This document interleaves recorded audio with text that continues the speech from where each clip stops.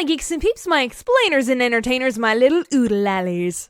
Rebecca Parham here. My mama, Mama Parham, is a big important businesswoman, and she gets asked to speak at conventions and conferences all the time. And one of the things that she has to speak a lot about in her industry is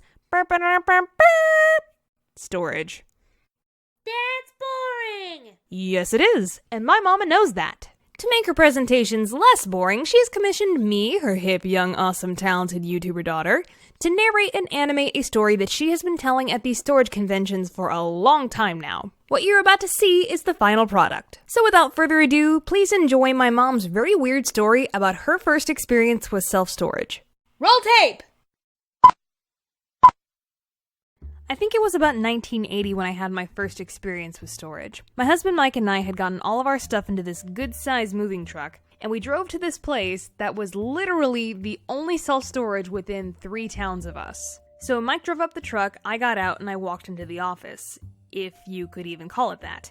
To be honest, it just kind of looked like they threw a front desk and a fake plant into one of their 10x10 units and called it a day.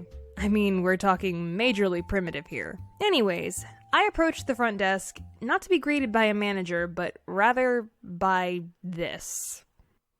Riff! Riff! Riff!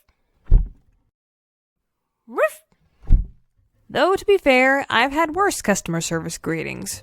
So there was an open door behind the front counter, which apparently led to the manager's apartment, because when I leaned over to look in, sitting on a sofa about 3 feet away from a big old console TV, was the manager.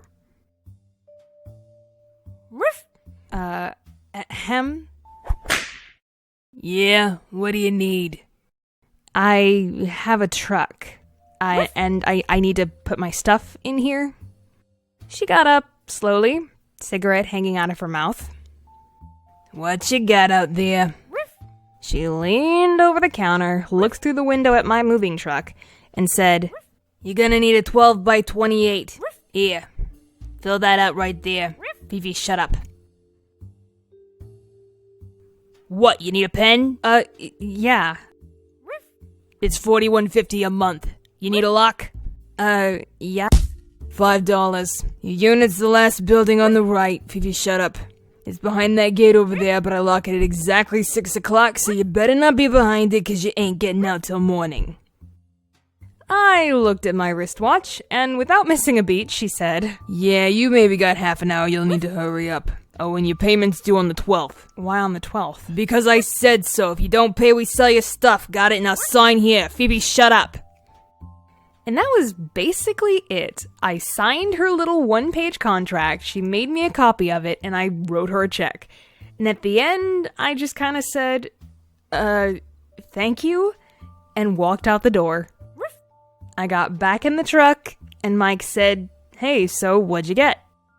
I thought for a moment and said, I'll tell you later. Let's just go home. And we drove that big old truck all the way back home. Did you get that? The corrected assignment went down a grade. Yeah, I was kind of pissed.